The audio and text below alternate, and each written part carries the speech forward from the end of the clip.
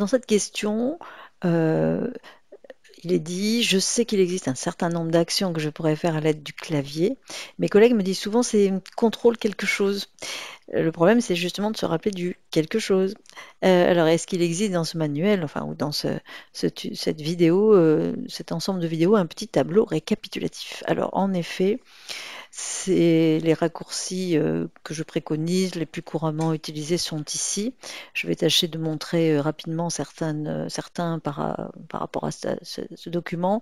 Alors j'ai figé la première partie où il y a les raccourcis pour ensuite faire mes manipulations ici à droite. Alors, contrôle flèche oblique du clavier euh, ramène à la première cellule en haut à gauche. Normalement, la A1. Là, comme vous allez voir, comme j'ai figé, si je fais contrôle flèche oblique, je reviens ici, mais qui est quand même la première, disons, cellule du fractionnement. Sinon, encore une fois, ça arrivera en A1. Donc, où qu'on soit dans la feuille, ça ramène tout en haut à gauche de la feuille.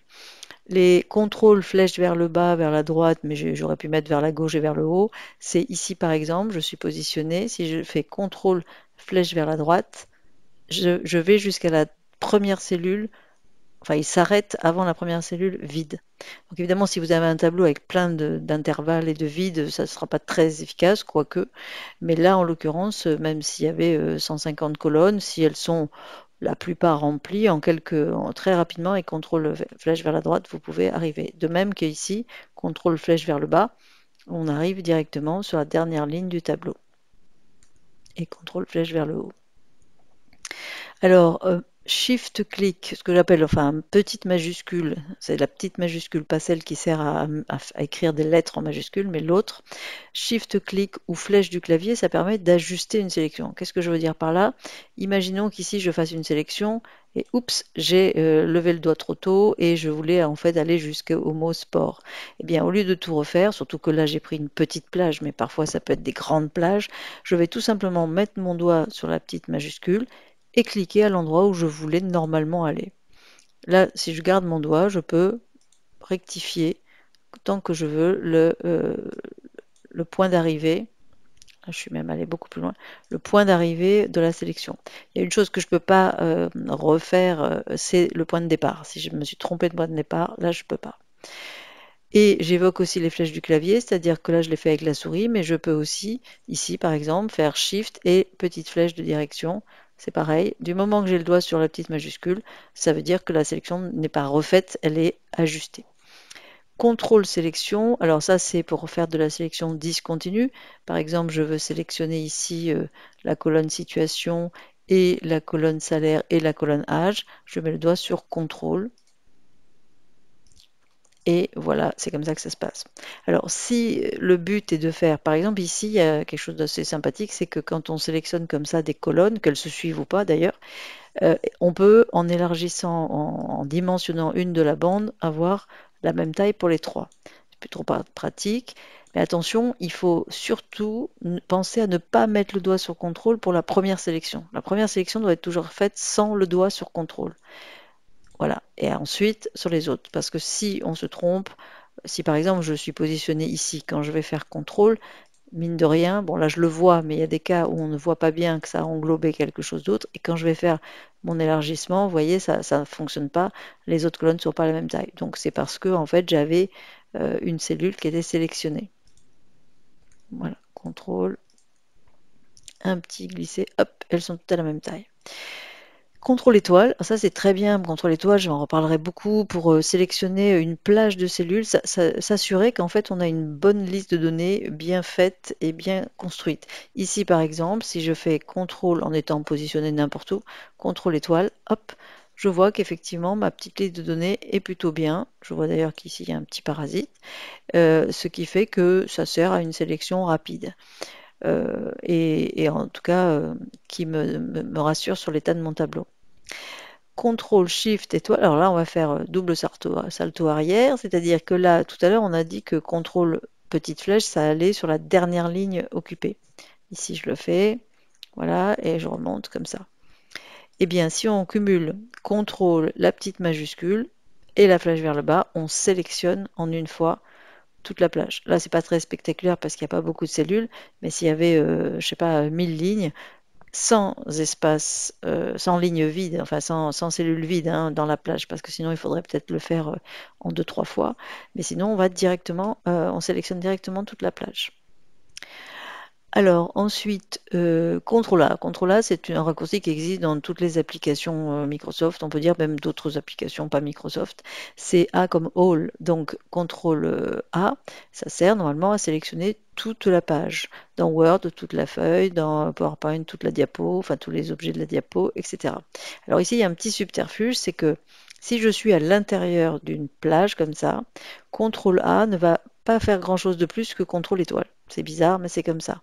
Pareil ici, CTRL A, c'est ça. Alors, pour que ça soit vraiment probant, il faudrait être dans une cellule entourée de vide, comme ça, et CTRL A, pour de bon, là, sélectionne vraiment toute la feuille jusqu'à la ligne 1 million et quelques.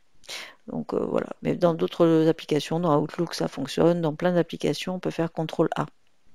Alors, voilà mon raccourci préféré que je détaille dans une autre question, c'est contrôle guillemets. Contrôle guillemets affiche à l'écran les formules de calcul à la place des résultats. Par exemple, et c'est le même raccourci pour disons, revenir à l'état initial. Je le dis toujours, attention, j'ai bien dit revenir à l'état initial, en aucun cas on ne fera cette flèche annulée. Alors ici, par exemple, je n'ai pas besoin de sélection, ça va s'appliquer à toute la feuille, contrôle guillemets. Alors, pas de panique, ça fait un drôle d'effet parce que on a ici, voilà, on va aller vers... Ah oui, alors c'était un petit peu gênant parce que là, ça m'a élargi beaucoup ma colonne. Bon, je vais être obligée d'un petit peu la réduire, mais voilà qu'apparaissent les formules de calcul.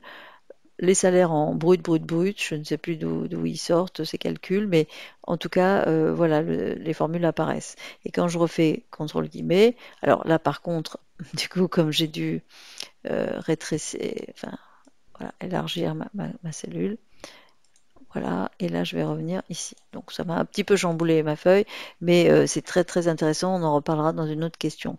F2, alors F2 c'est pour se positionner automatiquement à la fin d'une chaîne de caractères. Par exemple, ici je veux rajouter quelque chose après sélection, j'appuie sur la touche fonction F2 et mon curseur tout simplement clignote à la fin de la cellule.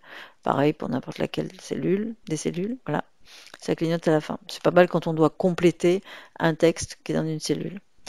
F3, alors F3 ça a plusieurs fonctions, mais quand on est en train de faire une formule de calcul, par exemple, je ne sais pas, ceci, ça n'a pas de sens de le faire là, je dis franchement, ou je pourrais dire multiplier par, et là j'appuie sur F3, et si il y a des noms des plages qui ont été nommées ou des cellules qui ont été nommées dans ce classeur, elles me sont toutes proposées. On n'a pas forcément abordé cette notion de nom, et là c'est d'ailleurs dans tout le classeur, pas que cette feuille.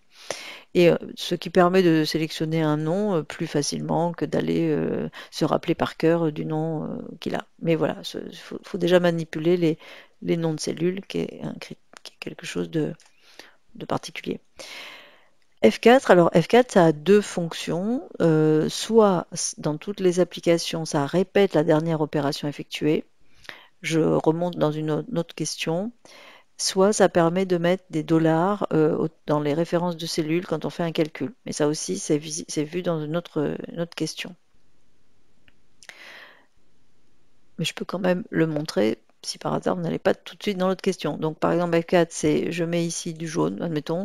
Eh bien, à chaque fois que je ferai F4, ici, ça va reproduire la dernière chose que je viens de faire, c'est-à-dire que je viens de mettre du jaune. Alors, parfois, bien sûr, vous connaissez peut-être le petit pinceau qui sert à reproduire la mise en forme. Donc, c'est pas forcément dans ce cas que c'est le plus intéressant. Ça permet par contre F4, admettons que j'insère une colonne vierge avant celle-ci. Eh bien, si je fais F4 ici, il va me refaire exactement la même chose. Donc, à nouveau, insérer une colonne à gauche. Et là, je vais par exemple supprimer. Et si je fais ici F4, il va également supprimer. Voilà, il suffit de le savoir. Et l'histoire des dollars, par exemple ici, si je veux figer cette cellule, qui n'a pas de sens du tout, là encore, là non plus, j'appuie sur F4 et ainsi ça met les fameux petits dollars. Et si je rappuie, ça en met plus qu'un. un autre ici, et pas du tout. Voilà, on revoit ça un peu plus tard. F5, moi j'aime beaucoup, ça permet d'atteindre, c'est-à-dire d'atteindre des cellules. Ça sert en fait à atteindre une cellule de son choix. Donc par exemple ici, je clique sur atteindre et je dis que je veux aller dans la cellule M140. Eh bien, je vais me retrouver ici positionné en M140. Alors je vais faire CTRL flèche oblique pour revenir en haut. Voilà, F5 plus le bouton cellule, j'aime beaucoup beaucoup, ça permet de sélectionner des cellules selon un critère. Par exemple ici, atteindre, donc petit bouton cellule, je peux par exemple demander à sélectionner, parce qu'en fait atteindre enfin, équivaut à sélectionner. Sélectionner toutes les cellules où il y a une formule de calcul. Et là, je découvre que c'est là. Ah, tiens, que s'est-il passé ici? Je découvre qu'éventuellement, quelqu'un a écrasé la formule, puisqu'on a une formule au-dessus, une formule en dessous. Et là, en fait, il s'agit tout simplement d'un nombre qui a été peut-être écrasé et retapé. Alors, ça ne va pas du tout. Je vais reprendre la formule du dessus et je vais la recopier. Et d'ailleurs, le montant était faux. Ça, j'aime beaucoup parce que ça prouve que les erreurs sont possibles dans Excel et que surtout, on ne peut pas les voir dans la plupart des cas. Alors, contrôle cliquer glisser évite de créer une série. Ça, j'en parle aussi dans une autre question. Bah, par exemple, dans les cas où quand on tape par exemple le mot janvier et qu'on le recopie en dessous, on a février, mars, avril, etc. Bah, si je voulais éviter d'avoir cette suite, je mettrai le doigt sur contrôle et je ferai ensuite glisser ma petite poignée et j'aurai la copie.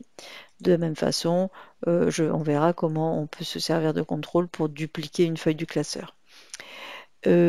Ensuite, contrôle cliquer glisser. Alors ça, c'est encore autre chose. C'est vrai que quand on allie la touche contrôle et la petite poignée qui est ici, en fait, on va faire une recopie.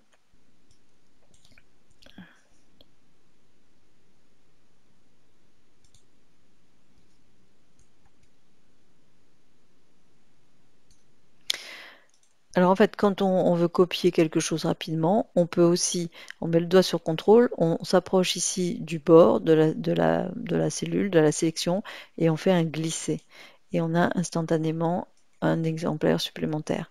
Ça fonctionne très bien donc pour les textes, mais aussi pour les classeurs, pour les onglets de classeurs, pour toute chose finalement qui doit être recopiée.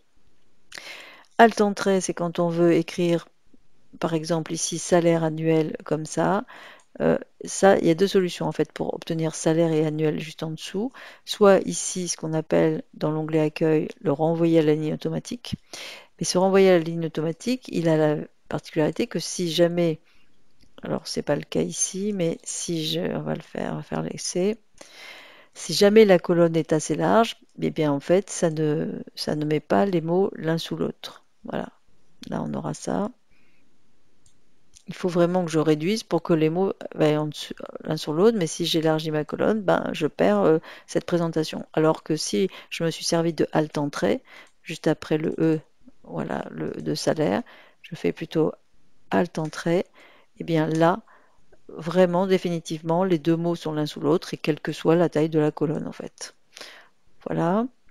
Et enfin, le célèbre raccourci qui plaît tellement à beaucoup de personnes. Je vais d'abord m'enlever ces petits traits blancs, voilà. Eh bien, contrôle point virgule, ça met dans la cellule la date du jour. Alors, ce n'est pas une date qui s'actualisera demain, c'est vraiment la date du jour, point. Demain, si je voulais que cette date change, par exemple demain, ce n'est pas contrôle point virgule que j'utiliserai, mais ça serait la fonction qui s'appelle égale aujourd'hui, enfin, qui s'appelle aujourd'hui, et on saisirait égale aujourd'hui.